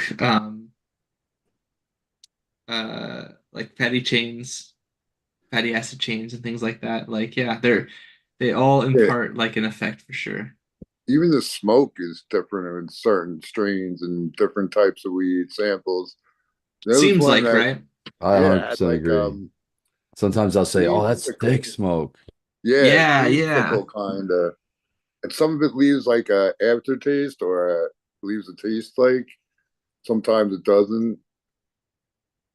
We were talking about that like a few episodes ago, right? With like we looked at the paper that was looking at how the different it was so cool, right? Because it's like a river and like the heavier quote unquote terpenes and other compounds and cannabinoids, they of course that you get some every time you pull, but they kind of get like it depends on like how the like a joint for example is ground, right? And they get kind of caught up in like bigger sections, right? And then over time they kind of mass up to the end where you're where you're smoking from, or closer to your mouth, I should be more explicit. But yeah, that's kind of interesting, and I agree, like sometimes I feel like I feel like moisture content's a pretty big deal, right? That's another thing that we talk about a lot, but Yeah, they're doing research on that right now. Various there's people who are looking into it. Brian had mentioned folks looking into that. Yep, I've seen that. They've got what is the name of their group? Oh my goodness. I wish I could remember, but I can't remember it. The But CRC, I think. yeah, the CRC, CRC. I Cannabis follow a Research couple of Coalition. yeah, I follow a couple of different members in that, and I see they've been starting the it's interesting. It's interesting so far. I'll be interested to see their paperwork, like the whole breakdown, how they did it all. It's hard, you know, it's hard to get money for for Oh, any for kind of sure. research, really. Yeah, And of course, if you're doing this kind of research too, there's like this more grassroots. yeah, I mean, I feel like it kind of like there's like it's like there's two opposite things happening at the same time, right? Like on the one hand, it's almost like you're forced to do independent research because of the stigma that still exists. On the other hand, you kind of don't want to be an independent doing independent research to some degree because you don't want to well, I mean, funding is important, and like being upfront and going through a system that's supposed to check these kinds of things is important too. But I would think we're at kind of an impasse where, like, you can, I mean, just as long as you know that it's this research and they mention all the things that they mention, and then other people can then take that research and then go with that and if it's true, or if the things that are found are representative, then other people will find that to be the case too. So Yeah, I just like ultimately, that. I just am happy more research is being done. But honestly, I mean, right? everybody who cares one way or another about cannabis should be at least come to the common ground on yes, we need more research. So how can you be mad if people are doing more research? Let's see the research, see what they have to say. And, we can dissect it like we do the other papers. That's fine, but and that's fun to me anyway. So it'll be cool just to see what we can look. Yeah, if there's anything to have any kind of upset feelings towards, it's not the people doing the research. Yeah, yeah, exactly. It's the people. You know, Think of the it's the floodgates. situation. Yeah. Think of the floodgates that will open when rescheduling does. Oh, my internet connection is dying again. When Oh, reschedule. but luckily we heard you that time. Yeah. Oh, okay, cool. I keep getting messages now that says my internet connection's bad. Oh, I see. Yeah. No, it's But pretty. It's good enough. cool. Yeah, so just when rescheduling happens, that's a one bonus is we'll get more research for sure because I'm sure farmer will want to get involved, so they'll have to, get research. Maybe they can make Yeah, less toxic medicine. That would be sweet. it would be, wouldn't it? I think I feel like well what's a research topic that you'd want people that you feel like doesn't get attention that would be really The medicinal like if you could value. fund one. But like in what way? You'd probably have to specify that a little bit. Yeah, I would have to start out with whatever our biggest challenges are in society, which is probably, at least in America, would probably because that's the one try to yeah. Now you're breaking up on my end, Yeah, Spartan. yeah. We okay. missed all the important Just words now, that that whole time. sentence we did literally when you pause to like breathe and then continue was when we got your flow, so we didn't hear Yeah. anything. Oh, I was just like, I would tackle the biggest problems in society. So whatever our biggest killers are, if it's heart, that's one that usually cannabis is said to cause problems with. So study that, see if there's any truth to that. Oh, And okay, but just like, get answers. but do you, but like, sure. I mean, I think that's well that you. I like that answer because you answered that like you're the president, right? Like you're like if you're gonna set policy, Yeah, right? Like exactly. if you're gonna set like a very strategic country regional level, but like what's it? But for you individually, let's say you were not president, but I don't know, dictator. Then what is the specific thing you would want to look into? I would do the same thing. Like I would want to tackle the biggest problems in society because I Well, but want is to. there a problem? I guess is there I a got problem one. you think? Yeah, what's yours, Tao? Yeah, this is what I would do. I would say, everyone, get your 100 lab rats, build up a tolerance with some RSO until they got what's Okay. equal to a gram a day for every rat in the lot, and then introduce various ailments, introduce cancer, introduce like I don't know what else you can introduce, but introduce all sorts of shit Like into the floor. inflammation, you could do, Yeah, yeah. yeah. Induce everything and see what preventative qualities cannabis has. Because I am convinced that although we not none of us know it, there's preventative medicine in cannabis, and if there's any truth to it at all as being curative for cancer at all, then if you're eating it every day, a gram every day, you'll never get the cancer. So that's even better, in my opinion. So yeah, that's what I would do if I was president slash dictator of If the you had, health if you officials had the And a concerning population, dictator. cannabis. you had the population eating a gram a day, nobody's fighting, man. They're Yeah, good. nobody's fighting. They'll They're be the I good. think they until they tried that in build up some their in some tolerance. books, they talk about having everyone, you know, feeling good all the time. You don't have to worry about feeling bad. Just take, yeah. It would be a brave new world, wouldn't it? Yeah, that's why I prefaced it by saying you have to build up that tolerance for people first. Oh, Yeah, Yeah, I we guess get a that's true, shutdown yeah. of the country if we just forced everybody a gram day one, man. That would be great though for a week. Everybody Now has oh this my is gosh, this that'd be is so controversial though, but do you think that like since it does so many things, obviously in some cases you might push the wrong button, so to speak. Do you think there's any of that we have to be yeah, I concerned believe. with? Yeah, I sure do. I think that cannabis. I'm sure cannabis isn't for every single living person out there for sure, but I still think that cannabis Right? could be made as a medicine, like an isolated cannabis, like take some of the more psychoactive, maybe take some THC out so that it's more CBD heavy, then maybe it could still be a possible way for that person to use it safely and still get reduced inflammation, for or example. microdose. Yeah, they can microdose Mm-hmm. too, where it doesn't affect so much the Yeah, detrimental effect possible. like I understand the perspective of wanting to have the full spectrum, or at least like a significant spectrum. I recognize that it's a pedantic but salient point that when people talk about full spectrum, I think they're like obviously there's a subdivision of that maybe people are generally not trying to get, but um like things that aren't gonna like be effective, like the material, like in the flower, for example, there's stuff that we inhale that becomes like ash, that kind of stuff. But like, do you think that or but I do agree that like some of these products in an isolated form, I don't think it's like abhorrent to do that, or I don't think that it's like somehow an insult to the plant or anything like that. I think that it's like willow bark, salicylic acid, and that kind of thing. Like I think that you could chew on the bark. Yes, you could do that.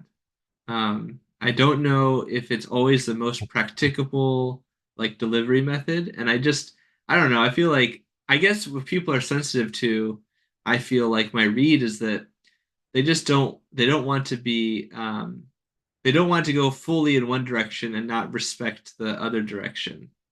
I can appreciate that, but I do think that there are cases where people might be able to really benefit from like one or two product compounds or like cannabinoids or other compounds for that matter. So, Yeah, what do and you the think? other plants that, I mean, if another plant can make that same compound, then I'm still okay with that. You know what I mean?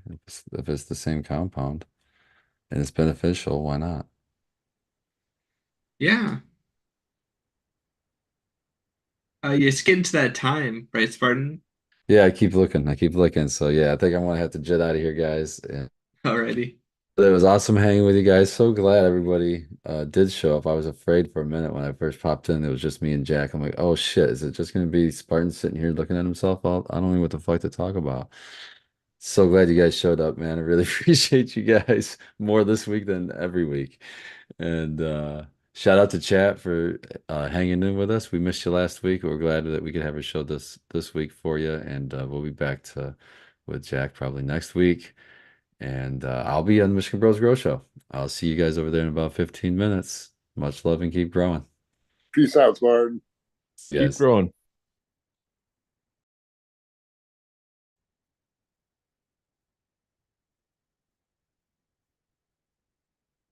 So then,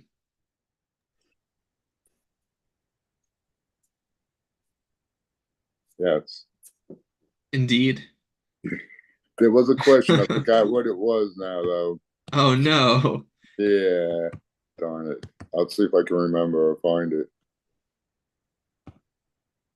Genetic Memory Farms has been lobbing some cool messages through chat, and one of them here is they say that cannabis may be the wedge that it takes for Americans to begin to address our lack of maybe mental health care, depression, impulse control, anxiety, pain, all potentially treated by cannabis, or at least influenced by it, I would say. And then also like the conversations we've had about like what it means to be inebriated or intoxicated or whatever, I think is really heavily like biased, I guess. Like, for example, if people look at you different if it's like, you take like NyQuil because you have like a cold or some sort of problem, but that can cause drowsiness, but other things can too as well. And other kinds of things that people take that or like an allergy medicine. For some people, it might make them drowsy, but for other people, it doesn't. And so, people on the even though like tons of people take these two medicines I just mentioned, police are not pulling people over and being like, "Hello, can you like breathe into this NyQuil detector or whatever I'm trying to say." Yeah, or So I even think, even prescription drugs like OxyContin and Vicodins. Cops pull well, over people that are exactly. on those drugs. They're not getting drug tested. No, yeah, exactly. Like here's my Yeah, right. Vicodin meter. Please breathe into it. Yeah, I feel like in that way it's like some might even describe it as regressive because they might feel like all smoking is bad or something, or like, and I understand like the movement to keep people from like smoking like tobacco cigarettes everywhere or cigars and the importance of secondhand smoke. But at the same time, I think also like it's not the same thing here. But I do think it asks questions where we have to be real about like our definitions, which I think is usually really important for this kind of thing when you're trying to set like Spartan, like we were talking about with Spartan, like policy. But what do you guys think about that? About the policy, about Oh, like sorry, that was a little bit like do you think that do you think that as a society, as cannabis has become a lot more accepted, do you think that people are more um, willing to like? Do you think that people are more accepting of like how we have like standards for some things but not for others? Like for example, the NyQuil or the Vicodin example. Like, do you think we're going to be like actually?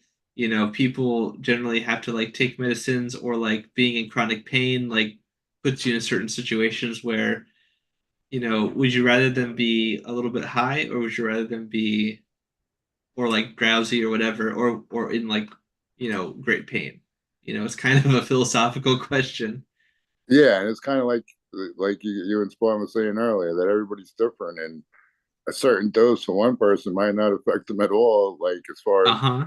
cognitive abilities, but someone else might get really screwed up from it. Yeah, there's got to be a decent. There is no way really to do a Hard to proper split test. that hair. Yeah. Yeah, unless I guess they could do that old sobriety test on the side of the road, but even then, some Even people are then that's more like that doesn't athletically. give you Yeah, everything. Yeah, you're right. yeah. And Some people are more. Uh, some people trip over their feet anyway, whether that's they're true. doing Yeah. drug or not. Yeah. Yeah. What do you think, Noah?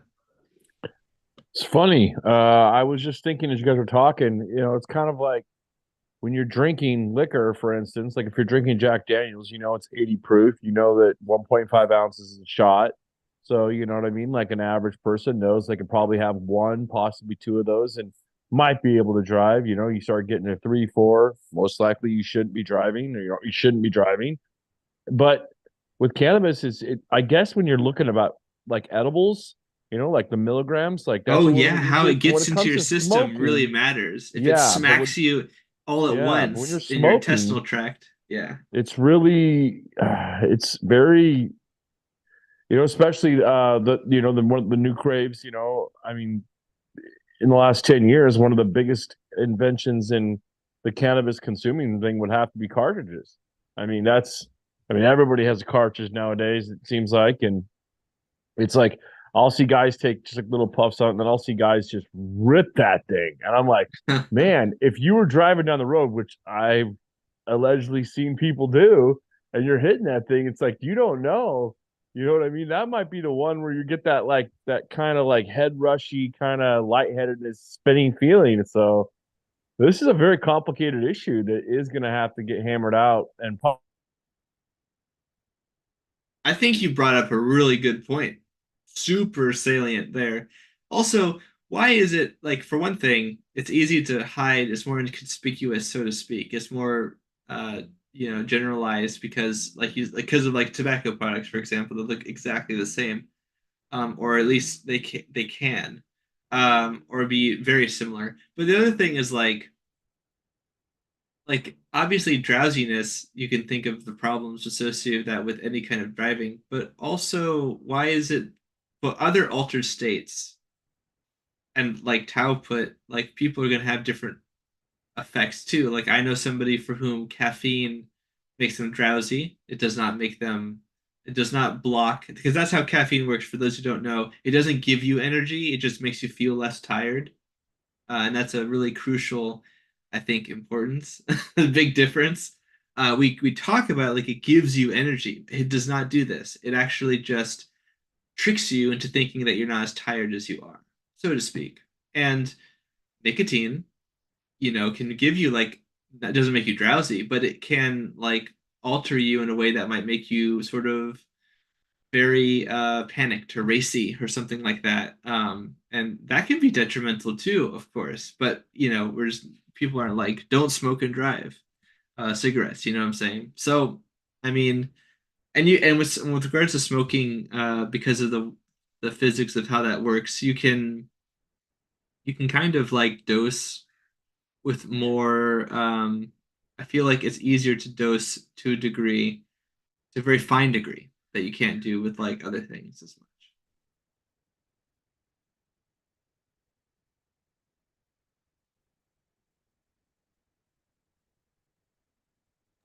yeah, Yeah, it's certainly probably an gonna. edible. Go ahead, Noah. No, no, go ahead. I was just going to say that certainly an edible is harder to dose. You can't really know how much and how quickly it'll hit you, even if it's the same dose. And Dog Pounds mentions here like overtired is impaired, and that's a headspace that can happen from nothing to do with any sort of input product, right? So people do that all the time. People drive their kids to school like that. People go to school like that. So I think that it's like you can't just put it into its own little silo. Like it's actually like a greater question. What were you gonna say, Noah? I don't remember, but the point about the sleeping thing, man, I don't know if you guys have ever gotten like road hypnotism or like had that happen to you, but I had people tell me that several times, and I don't know if it's because I'm getting older, but recently, just like when I drive at night very late, I have a friend who lives maybe an hour away, and I'll leave his house sometimes midnight, 1 o'clock in the morning. And man, it almost feels it can almost feel, and I'm totally sober, but it could almost feel like I was drunk. Like I had to pull over, like I had to get coffee. And so sleep can be very when you're tired, man, and you're driving, that's also, that ain't good. That's why they have that new rule for truck drivers and stuff where they can only drive so long and stuff because, I'm sure, guys have gotten into wrecks because of that. So sleep is a big deal, and being sleep deprived can really change the framework of your mind as well. Yeah, like one thing that I probably think about more than I should. One of the curses of knowing just like things about your body and stuff is like for example, everyone who is able to see through their eyes, they're not actually seeing the unmitigated space in front of them. There's a software program, so to speak, in your brain that's filtering you through the blood cells, the red blood cells that are like in front of your pupil. You know what I mean? And you can see them when you get like stars in your eyes and that kind of thing. That's what's happening. Um, and I think like things like this, like there's like it's important to note. Like I know that like with planes, for example, if you're a pilot, you can get into situations where if you don't if you can't see outside very well, like going forward feels the same as going down or up or something, and you'll spiral. It's not an optical illusion, it's like a sensory illusion. And anyways, my point is that like, you can trick yourself. It's easy to trick yourself if you're not careful. And yeah, it's like all about the responsibility of knowing how your body works. I think that's important. I think that you should at least know a little bit about that so you can inform yourself. And some people are going to be more sensitive than others, I suppose. But we're at the end. Unless we want to say anything here, I'd be willing to close out here. Yeah, that sounds good. Yeah, I have nothing new. Good game, everyone. So we'll start with Tao. Okay. Matthew, thanks for temporary taking over hosting, and shout out to Spartan who did a bang up job at the beginning. And it's always good to see you and everybody else on panel. Noah, always great to see you. Great to see everybody in chat. I am the American One on the YouTubes, and the American One underscore with underscore 18s on the IG. It's always good to be here, and we'll catch everyone next week. Cool. Noah? Yeah, I had a great time. It was a small group, but a lot of very good conversation. I thought a lot of good points were made by everyone. Thanks for hosting. And yeah, I'm Noah the Grow with 2 E's on Instagram. You can find me there. I'll see everybody next week. That's awesome. I totally agree. I'm Matthew Gates, IPM specialist. You can check me out at zenthanol.com or Zenthanol YouTube channel. And I also want to shout out Jack for starting it because just as easily we could have just skipped. Like a lot of places, they might just skip if the normal host isn't there. But Jack, um, he initiated it, took the time so that we could go forward, and then we'll have a regular schedule and hosting next week. So shout out to everyone here. Great questions in chat and points as well. I really like it when we have these more intimate gatherings with cool questions that can go on a bit. So yeah, thanks everyone, and yours love. Peace out, everybody. Keep growing.